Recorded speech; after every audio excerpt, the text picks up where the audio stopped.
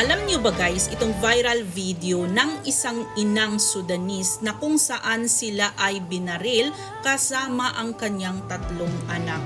Guys, pinatay sila dahil kabilang sila sa mga tao doon sa Al-Shahir na pinatay ang mga more than 5,000 to 10,000 na mga katao. So guys, itong ina na ito ay kung paano niya ihag at protektahan sana ang kanyang anak na hindi sila barilin.